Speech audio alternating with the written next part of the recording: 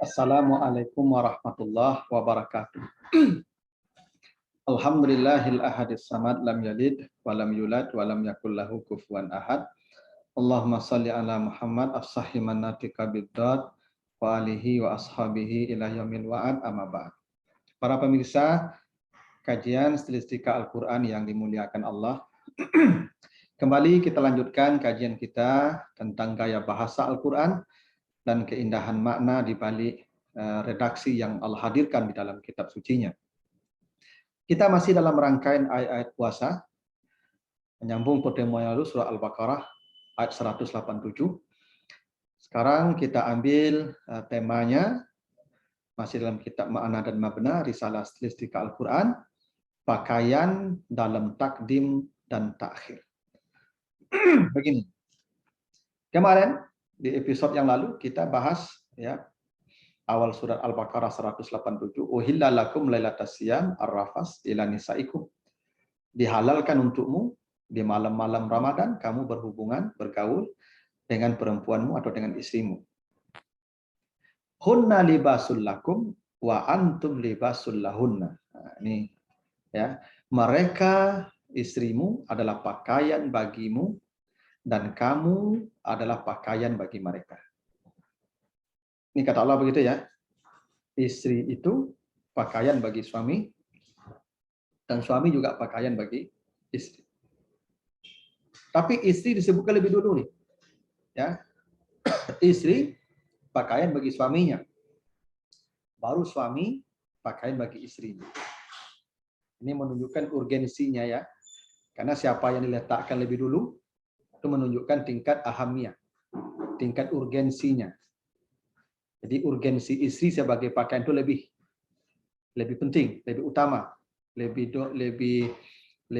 dominan ketimbangkan fungsi suami sebagai pakaian bagi istri. Itu makna takdim di sana. Jadi takdim itu mendahulukan sesuatu yang letaknya boleh terakhir. Kan bisa saja kan? Antum libasul lahunna wa hunna libasul lakum. Bisa. Tapi enggak. Mereka dulukan perempuan dulu. Hunna libasul lakum. Mereka adalah pakaian bagimu. Dan kamu, laki-laki, suami, pakaian bagi mereka. Kenapa didahulukan letaknya? Ya, karena perempuan ini ya lebih urgen kedudukannya sebagai pakaian dibandingkan ya suami sebagai pakaian bagi istrinya. Menarik begini. Allah mengatakan pakaian ya, istri itu pakaian. Ingat, Anda nih para perempuan, istri, Anda adalah pakaian bagi suami Anda. Itu memang Allah sebut begitu. Bahwa Anda adalah pakaian bagi ya suami. Apa fungsi pakaian?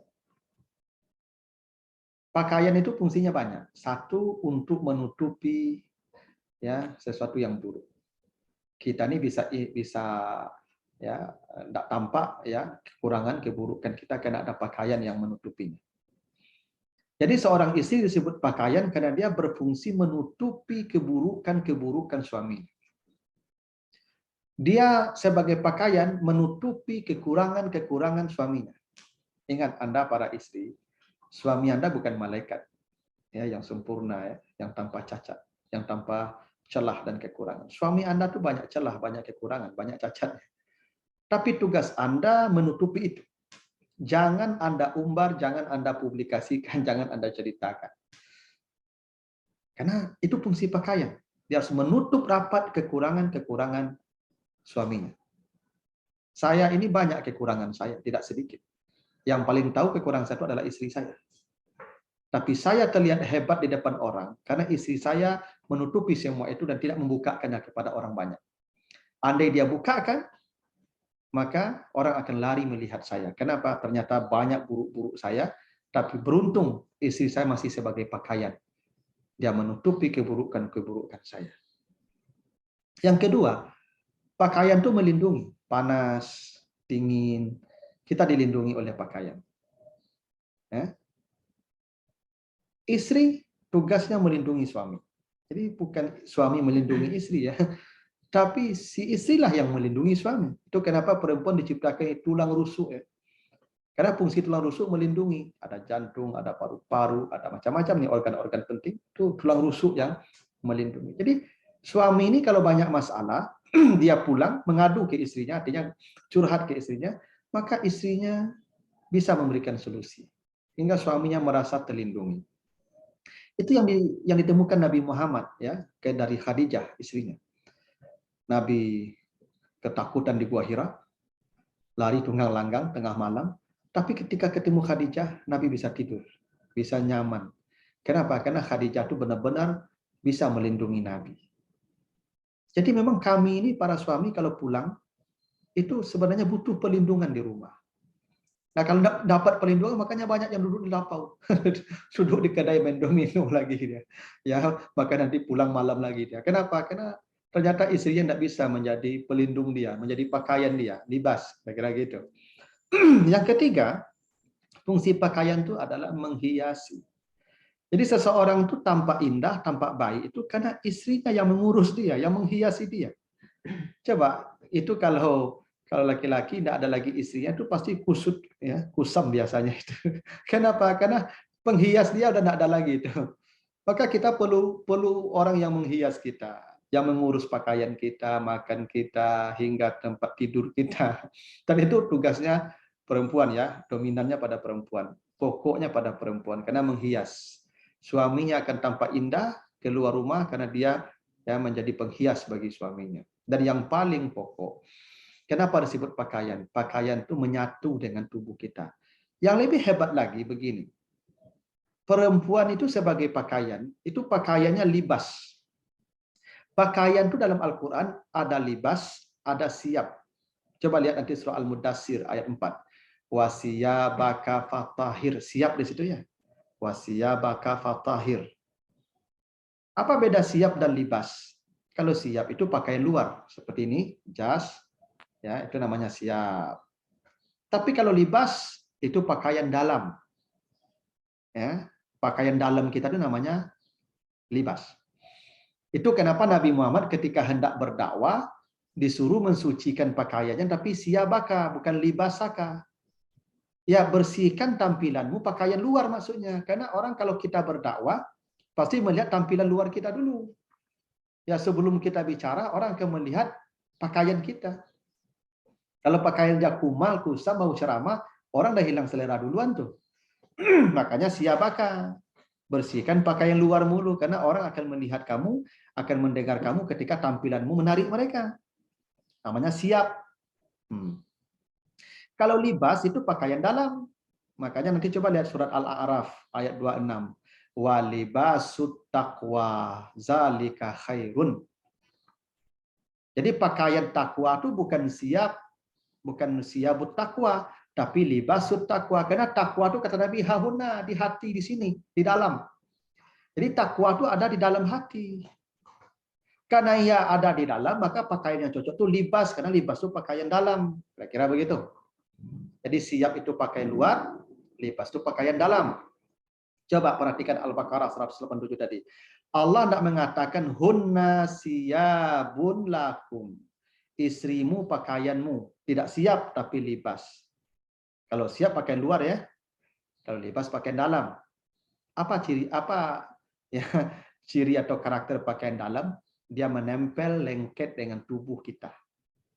Pakaian luar kita dia tidak menempel dengan tubuh kita. Tapi pakaian dalam kita dia menyatu dengan tubuh kita.